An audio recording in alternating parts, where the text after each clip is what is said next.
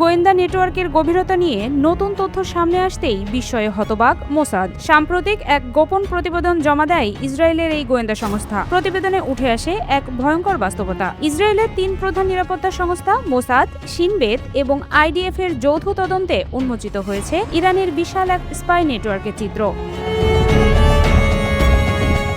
মধ্যপ্রাচ্য থেকে ইউরোপ এমনকি কৃষ্ণ সাগর পর্যন্ত এই নেটওয়ার্কের বিস্তার। সম্প্রতি জেরুজালেমের পোস্টের এক প্রতিবেদনে বলা হয়, মোসাদ দাবি করেছে ইরানের IRGCর শক্তিশালী ইন্টেলিজেন্ট ইউনিট এই নেটওয়ার্ক পরিচালনা করছিল। তাদের লক্ষ্য ছিল কঠোর গোপনীয়তা বজায় রেখে বিশ্বের বিভিন্ন প্রান্তে ইসরায়েলি ও পশ্চিমা স্থাপনায় সমন্বিত হামলার প্রস্তুতি নেওয়া।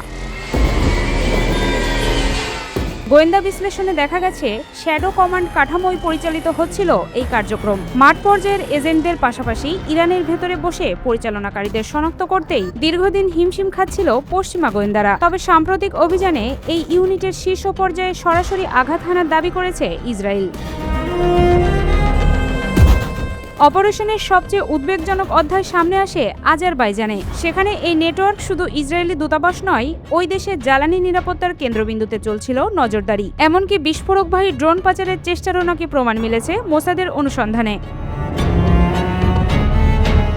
তদন্তে উঠে এসেছে নেটওয়ার্কের মাস্টারমাইন্ডের পরিচয়ও। ইউনিটটির প্রধান রহমান মোকাদ্দম এবং সিনিয়র কর্মকর্তা মাজিদ খাদেরির নাম সামনে আসতেই নতুন করে নড়েচড়ে বসেছে গোয়েন্দা সংস্থা। মোসাদের দাবি, শীর্ষ নেতৃত্বকে আঘাত করা গেলেও ছড়িয়ে থাকা স্লিপার সেলগুলো এখনও বড় হুমকি হয়ে রয়ে গেছে। তুরস্ক থেকে আরব আমিরাত বিভিন্ন দেশে বিস্তৃত এই নেটওয়ার্ক। ডক্টর নামে পরিচিত মাহুদি ইয়েকেহ দেহঘানের মতো অপারেটররা আন্তর্জাতিক রুট ব্যবহার করে অত্যন্ত গোপনে সেলগুলো পরিচালনা করতেন। গোয়েন্দা প্রতিবেদনে বলা হচ্ছে, 2023 সালের পর থেকে অন্তত 30টির বেশি দেশে হামলার পরিকল্পনা করেছে তেহরান। বিশ্লেষকদের মতে, ইরানের এই গোয়েন্দা সক্ষমতা এখন আর ছায়াযুদ্ধের মধ্যে নেই, বরং এটি রূপ নিয়েছে একটি পূর্ণাঙ্গ বৈশ্বিক জালে। সবচেয়ে বড় চ্যালেঞ্জ হলো এই নেটওয়ার্কের কমান্ড চেইন নিয়মিত পরিবর্তন করা হয়, ফলে একজন ধরা পড়লেও পুরো কাঠামো ভেঙে ফেলা অত্যন্ত কঠিন হয়ে পড়ে। এই তথ্য প্রকাশের পর বিশ্বজুড়ে ইসরায়েলি ও মার্কিন কূটনৈতিক মিশনগুলোতে জারি করা হয় সর্বোচ্চ সতর্কতা। ইসরায়েল বলছে তারা কমান্ড স্ট্রাকচারে আঘাত হেনেছে ঠিকই, কিন্তু ইরানের এই বৈশ্বিক নেটওয়ার্ক যেভাবে প্রতিটি মহাদেশে বিস্তার লাভ করেছে তা আধুনিক গোয়েন্দা যুদ্ধের ইতিহাসে এক নতুন এবং উদ্বেগজনক অধ্যায় হয়ে উঠেছে।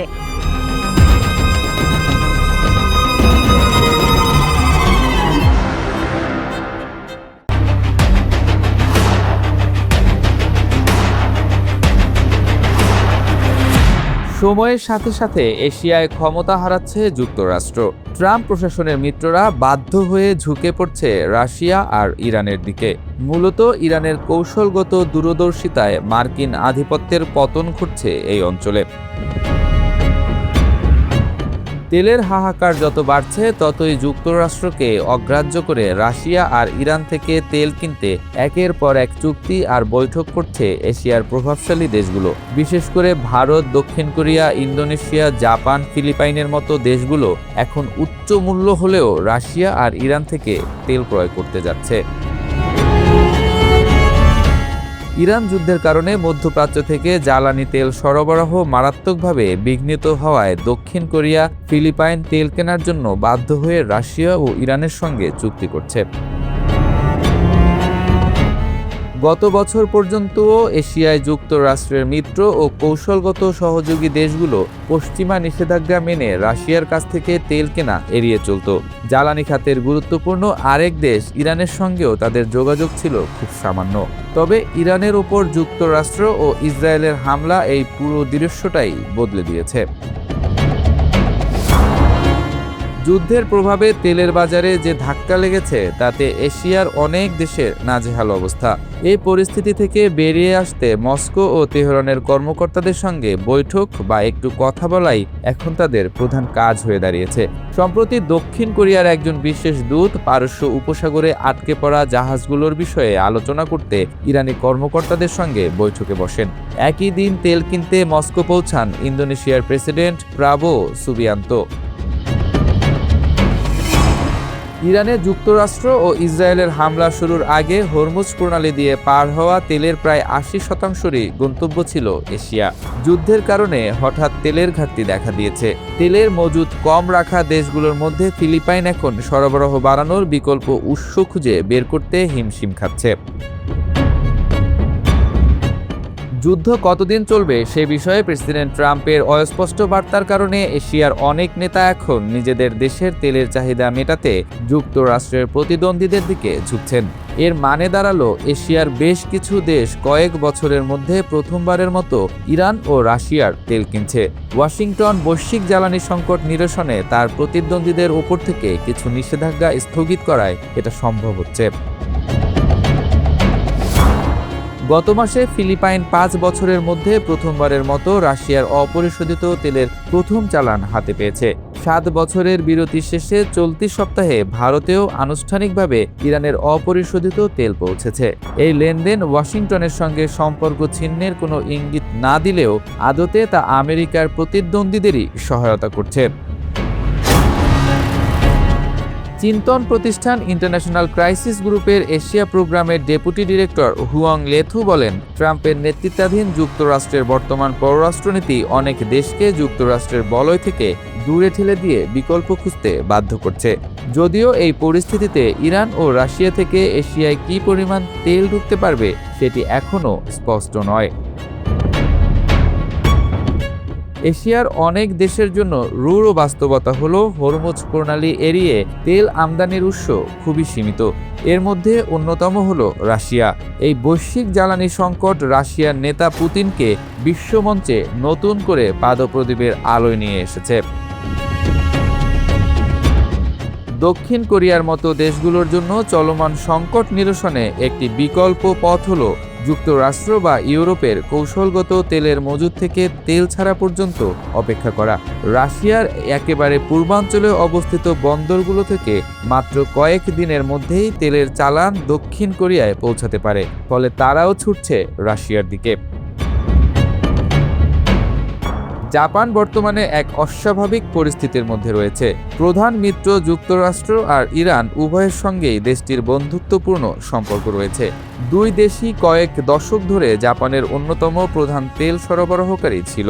যুক্তরাষ্ট্রের চাপে সাম্প্রতিক বছরগুলোতে ইরান থেকে তেল আমদানি বন্ধ রেখেছিল জাপান। এবার জাপানও ঝুঁকছে ইরানের দিকে। এশিয়ায় যুক্তরাষ্ট্রের সবচেয়ে পুরনো মিত্র ফিলিপাইন। দেশটিতে তেলের ঘাটতি এতটাই প্রকট হয়েছে যে জাতীয় জরুরি অবস্থা জারি করা হয়েছে। দেশটি এখন রাশিয়ার সঙ্গে সম্পর্কের সমীকরণ নতুন করে সাজানোর প্রয়োজন দেখছে। মার্কিন নিষেধাজ্ঞার কারণে ২০১৯ সালেই ইরান থেকে তেল কেনা বন্ধ করে দেয় ভারত। সাম্প্রতিক সপ্তাহগুলোতে ওয়াশিংটনকে খুশি করতে এবং একটি বাণিজ্য চুক্তি নিশ্চিতে দেশটি রাশিয়ার তেলের বদলে মধ্যপ্রাচ্য থেকে তেল আমদানির সব প্রস্তুতিও সেরে ফেলেছিল। কিন্তু ইরানের ওপর যুক্তরাষ্ট্র ও ইসরায়েলের হামলা এবং এর জেরে হরমুজ প্রণালী অবরুদ্ধ হয়ে পড়ায় সেই পরিকল্পনা ভেস্তে গেছে। এর বদলে ভারতকে আবারও সমুদ্রপথে রুশ তেল আমদানি শুরু করতে হয়েছে। তবে এবার গুনতে হচ্ছে বাড়তি দাম। ব্লুমবার্গের তথ্য অনুযায়ী গত মঙ্গলবার ইরান থেকে তেল নিয়ে দুটি ট্যাঙ্কার ভারতের বন্দরে ফিরেছে।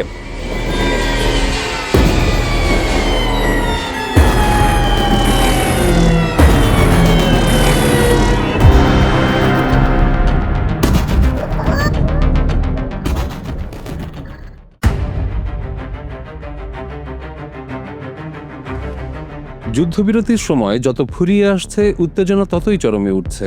একদিকে যুক্তরাষ্ট্রের করা হুঁশিয়ারি, অন্যদিকে ইরানের অটল অবস্থান। হুমকির ছায়ায় কোনো ধরনের আলোচনা নয়, মধ্যস্থতার আড়ালে বড় এক কূটনৈতিক সংঘাত যেন আরও জটিল রূপ নিচ্ছে, যেখানে যে কোনো মুহূর্তে পরিস্থিতি ঘুরে যেতে পারে। ইরান স্পষ্ট জানিয়ে দিয়েছে, হুমকির ছায়ায় তারা কোনো আলোচনায় বসবে না।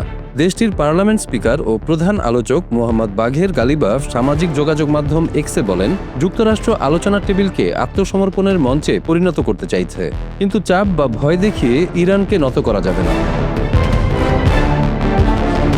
এদিকে মার্কিন প্রেসিডেন্ট ট্রাম্প আরও কঠোর অবস্থান নিয়েছেন। তিনি ঘোষণা দিয়েছেন ইরানের সঙ্গে কোনো চুক্তি না হওয়া পর্যন্ত দেশটির বন্দরগুলোতে আরোপিত অবরোধ বহাল থাকবে। একই সঙ্গে তিনি সতর্ক করেছেন, আলোচনায় না এলে ইরানকে চরম পরিণতি ভোগ করতে হবে। এই উত্তেজনার মধ্যেই পাকিস্তান দুই দেশের মধ্যে মধ্যস্থতার চেষ্টা চালাচ্ছে। গুঞ্জন রয়েছে, যুদ্ধবিরতির সময়সীমা শেষ হওয়ার আগেই ইসলামাবাদে একটি গুরুত্বপূর্ণ বৈঠক হতে পারে। সেখানে যুক্তরাষ্ট্রের প্রতিনিধি দলের নেতৃত্ব দিতে পারেন ভাইস প্রেসিডেন্ট জেডি ভ্যান্স। ভ্যান্সের সঙ্গে সফরে থাকতে পারেন ট্রাম্পের বিশেষ দূত স্টিভ উইটকফ এবং তার জামাতা জ্যারেড কুশনার। তবে এখনও আলোচনা নিয়ে অনিশ্চয়তা কাটেনি। ইরানের প্রেসিডেন্ট মাসুদ পেজেশকিয়ান যুক্তরাষ্ট্রের প্রতি গভীর অবিশ্বাসের কথা তুলে ধরে বলেছেন, ওয়াশিংটনের পক্ষ থেকে পরস্পর বিরোধী সংকেত আসছে, যা মূলত চাপ সৃষ্টির কৌশল। পেজেশকিয়ান জোর দিয়ে বলেন, ইরানিরা কখনো কোনো শক্তির কাছে মাথা নত করে না। একই সঙ্গে তিনি ইঙ্গিত দেন, আলোচনার নামে ইরানকে আত্মসমর্পণে বাধ্য করার চেষ্টা চলছে। তবে ইরানের এক জ্যেষ্ঠ কর্মকর্তা রয়টার্সকে জানিয়েছেন, সম্ভাব্য আলোচনায় অংশ নেওয়ার বিষয়টি তারা ইতিবাচকভাবে বিবেচনা করছে। এদিকে গালিবাফ আবারও কঠোর বার্তা দিয়ে বলেছেন, হুমকি চলতে থাকলে কোনো আলোচনা হবে না। তিনি দাবি করেন, প্রয়োজনে যুদ্ধক্ষেত্রে নতুন চমক দেখানোর জন্য ইরান প্রস্তুত। তার অভিযোগ, ট্রাম্প হয় নতুন যুদ্ধের অজুহাত খুঁজছেন, নয়তো আলোচনাকে একতরফা শর্তে ঠেলে দিতে চাইছেন। সংকট নিরসনে তেহরান হরমুজ প্রণালীতে মার্কিন অবরোধ প্রত্যাহারের দাবি জানিয়েছে। তবে ট্রাম্প সাফ জানিয়ে দিয়েছেন, ইরানকে কখনোই পারমাণবিক অস্ত্র তৈরি করতে দেওয়া হবে না, যদিও তিনি সরাসরি ইরানি নেতাদের সঙ্গে বৈঠকের আগ্রহ প্রকাশ করেছেন। যুদ্ধের এই টানটান পরিস্থিতিতে সময় যেন দ্রুত ফুরিয়ে যাচ্ছে। যুদ্ধবিরতির মেয়াদ খুব সীমিত, আর তা বাড়ানোর সম্ভাবনাও কম বলে জানিয়েছেন ট্রাম্প। ফলে আলোচনা সফল না হলে আবারও বোমাবর্ষণ শুরু হতে পারে এমন আশঙ্কা বাড়ছে। এমন সময়ে কূটনৈতিক টানাপোড়েন চূড়ান্ত পর্যায়ে। ইসলামাবাদের সম্ভাব্য বৈঠক সফল হবে নাকি আবার নতুন করে সংঘাত শুরু হবে, সবকিছুই এখন নির্ভর করছে শেষ মুহূর্তের সিদ্ধান্তের উপর। পুরো বিশ্ব নজর রাখছে এই পরিস্থিতির দিকে। পরবর্তী পদক্ষেপই ঠিক করে দেবে শান্তির পথ খুলবে নাকি উত্তেজনা আরও বাড়বে।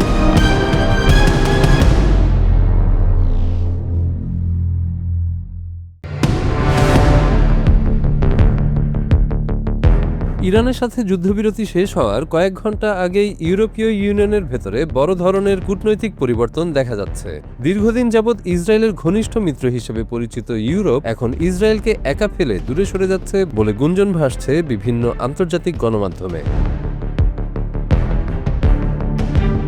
এ থেকে স্পষ্টই বোঝা যাচ্ছে, মধ্যপ্রাচ্যের চলমান সংকটে নতুন বাস্তবতা তৈরি হওয়ার পথে, যেখানে মানবতার শত্রু ইসরায়েল ক্রমেই একা হয়ে পড়ছে। আর এতে করে ইরানের বিরুদ্ধে যুক্তরাষ্ট্র ইসরায়েল জোটের মিত্রবলয় ক্রমেই ছোট হয়ে আসছে বলে মন্তব্য করেন বিশ্লেষকেরা। আর এতে করে ইসরায়েলের সামরিক ব্যয় চালাতেও হিমশিম খেতে হবে বলে মনে করেন তারা। এই পরিবর্তনের নেতৃত্ব দিচ্ছে স্পেন, স্লোভেনিয়া ও আয়ারল্যান্ড। তারা সরাসরি ইইউ এর উপর চাপ সৃষ্টি করেছে যেন ইসরায়েলের সঙ্গে 1995 সালের অ্যাসোসিয়েশন চুক্তি স্থগিত করা হয়। এই চুক্তিটি মূলত ইউরোপীয় ইউনিয়ন ও ইসরায়েলের মধ্যে রাজনৈতিক সংলাপ, অর্থনৈতিক সহযোগিতা এবং বাণিজ্য সম্পর্ককে আনুষ্ঠানিক কাঠামো দেয়। তিন দেশের দাবি, ইসরায়েলের বিরুদ্ধে মানবাধিকার লঙ্ঘনের অভিযোগের পর এমন সম্পর্ক বজায় রাখা ইউরোপীয় মূল্যবোধের পরিপন্থী, কেননা পরোক্ষভাবে তারা ইসরায়েলকে এসব হত্যাযজ্ঞ চালানোর অর্থের যোগান দিয়ে চলেছে। তাই তারা মনে করছে, বর্তমান পরিস্থিতিতে এই চুক্তির ভিত্তিতে সম্পর্ক চালিয়ে যাওয়া আর গ্রহণযোগ্য নয়। ইইউর পররাষ্ট্রনীতি বিষয়ক প্রধান কর্মকর্তা কাজা কালাসকে পাঠানো এক যৌথ চিঠিতে তিন দেশ অভিযোগ করেছে, ইসরায়েল ধারাবাহিকভাবে আন্তর্জাতিক আইন ও মানবাধিকার আইন লঙ্ঘন করে চলেছে। তারা গাজা, পশ্চিম তীর ও লেবাননের পরিস্থিতিকে অসহনীয় বলে উল্লেখ করেছে। একই সঙ্গে যুদ্ধবিরতি ভঙ্গ এবং প্রয়োজনীয় মানবিক সহায়তা না পৌঁছানোর বিষয়টিও তুলে ধরা হয়েছে। স্পেনের পররাষ্ট্রমন্ত্রী হোসে ম্যানুয়েল আলভারেস বলেছেন, ইউরোপীয় ইউনিয়ন আর নিরপেক্ষ দর্শকের ভূমিকায় থাকতে চায় না। তিনি সতর্ক করে বলেন, আন্তর্জাতিক আদালত ও জাতিসংঘের নির্দেশনা যদি না মানা হয়, তাহলে তা ইউরোপের জন্য বড় ধরনের নৈতিক পরাজয় হিসেবে বিবেচিত হবে। এই অবস্থান শুধু কথায় সীমাবদ্ধ নেই, বরং বাস্তব পদক্ষেপেও এর প্রতিফলন দেখা যাচ্ছে। ইতোমধ্যে স্লোভেনিয়া অবৈধ ইসরায়েলি বসতি থেকে পণ্য আমদানি নিষিদ্ধ করেছে। একই পথে হেঁটে স্পেনও এমন নিষেধাজ্ঞা কার্যকর করেছে, যা 2026 সালের শুরু থেকেই চালু হয়েছে। অন্যদিকে আয়ারল্যান্ড তাদের অকুপাইড টেরিটরিজ বিল আবারও সক্রিয় করার চেষ্টা করছে। একই সঙ্গে 2024 সালে এই তিন দেশই আনুষ্ঠানিকভাবে ফিলিস্তিন রাষ্ট্রকে স্বীকৃতি দেয়। এটি ছিল একটি সমন্বিত কূটনৈতিক উদ্যোগ, যার মাধ্যমে ইসরায়েলের উপর আন্তর্জাতিক চাপ বাড়ানো এবং দুই রাষ্ট্রভিত্তিক সমাধানের পক্ষে শক্ত অবস্থান স্পষ্ট করা হয়েছে। বিশ্লেষকদের মতে এই পদক্ষেপগুলো ইউরোপীয় ইউনিয়নের সামগ্রিক অবস্থানকেও প্রভাবিত করতে পারে। যদি ইইউ আনুষ্ঠানিকভাবে ইসরায়েলের সঙ্গে সম্পর্ক শিথিল বা স্থগিত করে, তাহলে তা হবে একটি বড় কূটনৈতিক মোড়। এর ফলে আন্তর্জাতিক অঙ্গনে ইসরায়েল অনেকটাই বিচ্ছিন্ন হয়ে পড়ার ঝুঁকিতে পড়তে পারে। এমন পরিস্থিতিতে যুক্তরাষ্ট্র ইসরায়েল জোটও চাপের মুখে পড়তে পারে। এতদিন ইউরোপ ছিল এই জোটের একটি গুরুত্বপূর্ণ কূটনৈতিক ভিত্তি। ইউরোপের সমর্থন কমে গেলে, বিশেষ করে ইরানকে ঘিরে চলমান উত্তেজনার প্রেক্ষাপটে, জোটটির কৌশলগত শক্তি দুর্বল হয়ে পড়ার আশঙ্কা রয়েছে। ইতোমধ্যে ইরান ইস্যুতে উত্তেজনা বাড়ছে। এমন পরিস্থিতিতে ইউরোপ যদি সরাসরি সমর্থন না দেয়, তাহলে যুক্তরাষ্ট্রকে একাই বেশি চাপ বহন করতে হতে পারে। এর ফলে সামরিক ও কূটনৈতিক দুই ক্ষেত্রেই বর্তমান ভারসাম্যে পরিবর্তন আসতে পারে। ইউরোপীয় ইউনিয়নের এই অবস্থান পরিবর্তন শুধু আঞ্চলিক রাজনীতির মধ্যে সীমাবদ্ধ নয়, বরং তা ধীরে ধীরে বৈশ্বিক শক্তির ভারসাম্যেও প্রভাব ফেলতে পারে। সামনের দিনগুলোতেই বোঝা যাবে এটি কি সাময়িক চাপের কূটনীতি, নাকি ইসরায়েলের জন্য দীর্ঘমেয়াদী কূটনৈতিক একাকিত্বের নতুন সূচনা।